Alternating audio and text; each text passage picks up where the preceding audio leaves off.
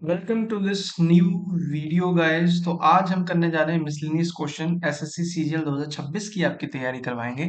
Miscellaneous questions करना बहुत important है। रीजन उसका ये है कि आपकी अच्छी प्रैक्टिस हो जाती है सभी चैप्टर्स की, और रियल टाइम में भी आपको मिसलिनियस चैप्टर्स ही आएंगे, कोई एक एक क्वेश्चन नहीं आने वाला। ठीक है, और इसका एक अपना बेनिफिट है। तो चलिए शुरू करते हैं। और इसमें मैं आपको एक स्किल और सिखाऊंगा कि स्किप कब करने हैं क्वेश्चंस, क्योंकि 15 मिनट के अंदर आपको 25 क्वेश्चन करने हैं। तो ऐसा तो है नहीं कि आप सारे क्वेश्चन एक बार में अटेम्प्ट करोगे, क्योंकि ऐसा हो सकता है कि कोई एक क्वेश्चन बहुत हार्ड हो और इजी क्वेश्चन आप छोड़ जाएं। तो 3 क्वेश्चन आपके सामने हैं। देखो, सबसे पहले आप कौन सा क्वेश्चन करते हैं, स्टार्ट करते हैं पहले क्वेश्चन से। पहला क्वेश्चन ही मेरे को बहुत लंबा चौड़ा लग रहा है, हालांकि ये बहुत इजी भी हो सकता है, लेकिन मैं इसमें घुस के अपना टाइम वेस्ट नहीं करूंगा, इसलिए मैं इसको स्किप कर दूंगा। फर्स्ट क्वेश्चन को मैं स्किप कर दूंगा। सेकेंड क्वेश्चन जैसे ही मैं पढ़ता हूँ, I can do a piece of work in 7 days, working 9 hours a day. 9 घंटे अगर वो 7 दिन तक लगातार 9 घंटे काम करेगा तो वो उस काम को खत्म कर देगा। यानी 9 घंटे, 9 घंटे, 9 9 to 7, 63 आवर्स में मैं ये देख रहा हूँ। चलो पहले क्वेश्चन पढ़ता हूँ। And B can do the same work in 6 days, working 7 hours a day. How many days will A and B take to do the same work, working together 8 and 2 by 5 hours per day. अब देखो, इसमें फॉर्मूले का एक अपना महत्व है, फॉर्मूले का एक अपना महत्व है। मैं बताता हूँ इसको करना कैसे है। ए जो है 7 दिन में काम को खत्म कर सकता है, 9 घंटा डेली डेली डेली करेगा, यानी 9 into 7, 63 डेज में, 63 आवर्स में एक पूरे काम को खत्म कर देगा। And B can do the same work in 6 days, working 7 hours a day. 7 7 7 6 दिन तक, यानी 7 into 6, 42 आवर्स में बी खत्म कर देगा। और दोनों मिलके X Y by X plus Y hours में काम खत्म कर देंगे। ये एक फॉर्मूला है, X Y by X plus Y. अगर ए एक्स आवर्स में करता है, बी वाई आवर्स में करता है, तो दोनों मिलके इतने आवर्स में काम को खत्म कर देंगे। तो दोनों मिलके X Y by X plus Y, यानी 105 आवर्स में काम को खत्म कर देंगे खत्म इतने आवर्स में। अब मान लो अगर ये 40 आवर्स होता अगर, तो 40 आवर्स में ये काम को खत्म कर देंगे। और पर डे अगर 5 आवर्स काम करें, तो यानी 8 डेज में काम को खत्म कर देते। अगर ये 40 आवर्स आए और पर डे 5 आवर्स काम करें, तो यानी कि 5 आवर्स आए या 5 आवर्स के 8 दिन जब तक लगातार करेंगे तब तक काम खत्म नहीं होगा। यानी 40 आवर्स का काम अगर वो 5 आवर्स पर डे करें, तो 8 डेज लगते हैं। लेकिन इतने आवर्स में, ये टोटल आवर्स में काम को खत्म करते हैं, लेकिन per day 8 and 2 by 5 hours करते हैं। तो पर डे कितना, इसको बाय करना पड़ेगा, डिवाइड करना पड़ेगा। जैसे 40 को हमने 5 से किया था, तो इसको हमें 8 and 2 by 5 से करना पड़ेगा। ये देखो 42/5, ये आ जाता है 42/5। ये आ जाएगा हमारा नंबर ऑफ डेज। अब हम इसको जब काटे तो देखो, 42 से कट गया, इधर से 21 से कट गया, और 21 into 3 से कट गया, यानी कि ये हमारा आ गया 3 डेज आंसर। 3 डेज। देखो, एक फॉर्मूले का अपना महत्व है। अगर ये फॉर्मूला आपको पता है तो आप इसको चुटकियों में कर दोगे। चलिए अब बढ़ते हैं नेक्स्ट क्वेश्चन पे। पढ़ता हूं मैं next question. An amount of rupees 800 becomes rupees 956 in 3 years at a certain rate of simple interest. Simple interest का सवाल है, इसको कर सकते हैं हम question. If the rate of interest is increased by 5%, then what amount will rupees 1000 become in 5 years? 800 956 बन जाता है। बढ़ता कितना है, 156 बढ़ जाता है। 156 बढ़ता है, सिंपल इंटरेस्ट 156 बढ़ता है। और हर साल में बाई 3, 156 को 3 से डिवाइड करना पड़ेगा। अगर 150 होता तो 50 होता, 50 तो है ही है, 6 को करेंगे तो 2 आएगा, यानी 52। 52 एवरी ईयर मिलेगा। 52 हर एक साल, 3 साल में मिल रहा है ना 156, तो हर एक साल 52 52 52 मिलेगा। 52 मिलेगा। अब एक साल में 52 मिल रहा है, 52 800 में मिल रहा है। 800 का 1/4 200 होता है। तो यानी इसमें 800 में अगर 1/4 जोड़ो तो 1000 आ गया, 1000 आ गया। तो 52 अगर 800 में है, तो 52 का 1/4 13, 52 और 13 65, यानी 52 अगर 800 में है तो 65 1000 में है। 65 अगर 1000 में है तो 6.5 100 में है। 100 में कितना? 6.5। तो यस, सिंपल इंटरेस्ट रेट 6.5%, 6.5% का इंटरेस्ट रेट है। और रेट ऑफ इंटरेस्ट इंक्रीज करते हैं तो 5% से, तो 6.5 प्लस 5 11.5%, 11.5% हो गया एक साल का इंटरेस्ट।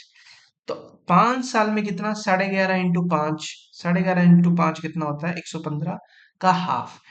इंटू 10/2 करेंगे ना। अगर 11.5 को हमें 5 से मल्टीप्लाई करना है तो 11.5 को 10 से मल्टीप्लाई करके 2 से डिवाइड कर देंगे। तो 10 से मल्टीप्लाई करेंगे 115, 2 से डिवाइड करेंगे 57.5। तो 57.5% ओवरऑल इंटरेस्ट बना। 57.5% का मतलब है दो जीरो कट जाएंगी, दो जीरो कट जाएंगी, यानी 575। 575 इंटरेस्ट बना। और टोटल मिला के 1000 प्लस 575 यानी कि 1575 हमारा आंसर। मैं करके बता देता हूँ। देखो, इतना हमें पता है कि 156 इंटरेस्ट रेट है, 156 इंटरेस्ट मिला है हर एक साल में।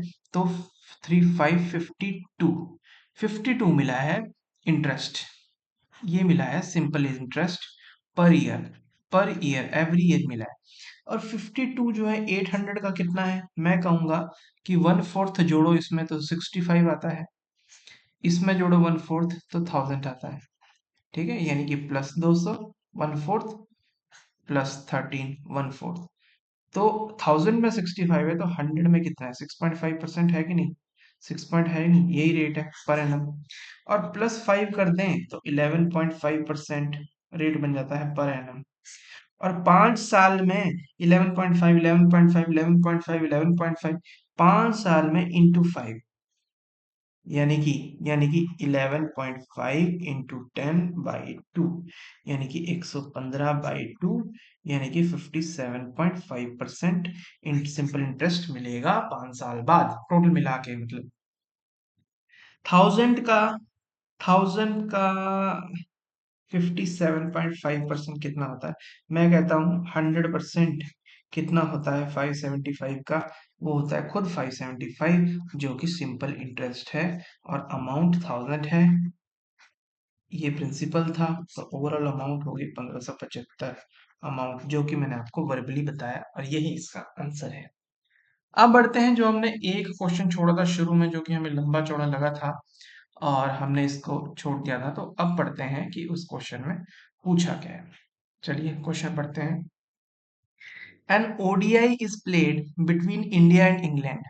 Team India's average run rate for the first 35 overs was 5.8 runs per over. While in remaining 15 overs, they had their best finisher at the crease, with whose help the average run rate for last 15 overs climbed up to 8.2 runs per over. Team England fell 12 runs short of the target.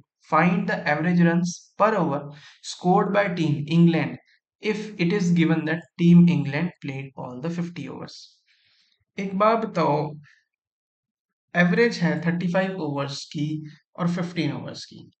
अब जैसे एक है यहाँ पे, ठीक है, देखो यहाँ पे कंट्रोल जेड करते हैं दोबारा से। ये ये देखो, 35 ओवर्स पे 5.8, यानी कि ये मान के चलो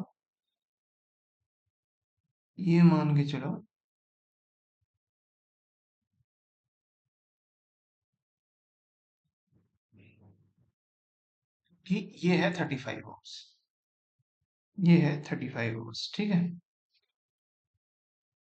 और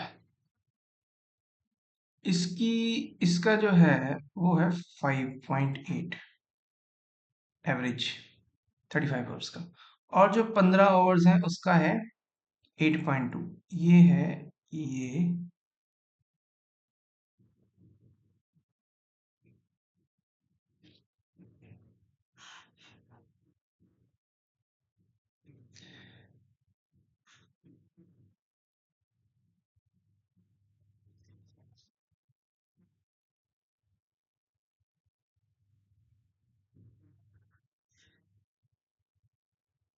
ये है 15 ओवर्स की एवरेज, जो कि है 8.8.2।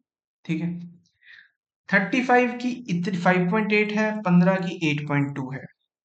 ठीक है, तो पूरे की एवरेज क्यों ना निकाल लें, पूरे की एवरेज निकाल लेते हैं सबसे पहले। तो पूरे की एवरेज क्यों निकालो, मैं रेशो ले लेता हूँ ना, रेशो ले लेता हूँ। ये इसका डबल करेंगे 70, इसका डबल का 30 है, यानी कि 7:3, यानी कि 7:3। अब हम कह सकते हैं कि 7 की एवरेज 5.8 है और 3 की एवरेज 8.2 है। 3 की एवरेज कितनी है? 8.2। यहाँ पे तीन तीन ले लो आप, ये हो गए 3 बंदे जिनकी एवरेज है 8.2 8.2 8.2। यहाँ पे 7 बंदे जिसकी एवरेज है 5.8। अब अगर हम सबकी 5.8 मान लें, 8 मान लें, ये काट लो यहाँ से, ये आ गई एवरेज, हमने ये है मांगी है। तो हर एक से कितना 5.8, कितना कितना, ये वहां 5.8 मान ली, हर एक से तोड़ लो, निकाल लो, तो कितना आया, आ जाता है 2.4। 2.4 इससे भी निकला, इससे भी निकला, यानी टोटल कितना निकला, ये निकला 7.2। टोटल मिला, टोटल निकला 7.2, और इन 10 को बांट दो। 7.2 को जब हम 10 से बांटते हैं, 10 से बांटते हैं, तो आता है बाई 10 करेंगे तो ये आता है 0.72, और ये हमने सबको दे दिया। सबको दे दिया तो ये एवरेज हमारी यहाँ बढ़ गई, ये आ गई हमारी एवरेज, एवरेज हमारी बढ़ गई, और ये आ गई यहाँ एवरेज 0.72 से बढ़ गई है। अब ये है न्यू एवरेज। ठीक है, ये हमने काट के सबको बांट दिया, तो ये है 7.72, ये पार्ट।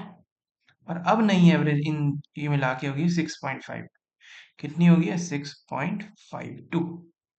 अब 6.52 से अगर इंग्लैंड बनाता तो ये टारगेट को अचीव कर लेता ना, कर लेता, लेकिन 12 रन से शॉर्ट हो गया। तो 12 पूरे 50 ओवर में कितने कितने कितने पर रन से शॉर्ट हुआ? इतने रन से, यानी कि 24/100, यानी कि 0.24 रन पर ओवर कम पड़ गए, कम पड़ गए। तो इंडिया की एवरेज इतनी थी, तो इनकी एवरेज इससे तो कम ही होगी ना, 6.52 कम पड़े ना, तो 0.24, यानी कि 6.28 हमारा इसका हो गया आंसर। आई होप कि आपको चीजें क्लियर हुई होंगी और समझ आया होगा। इस क्वेश्चन को इसी तरीके से करेंगे और आगे बढ़ेंगे। मिलते हैं अब नेक्स्ट क्लास में, तब तक टेक केयर, गुड बाय।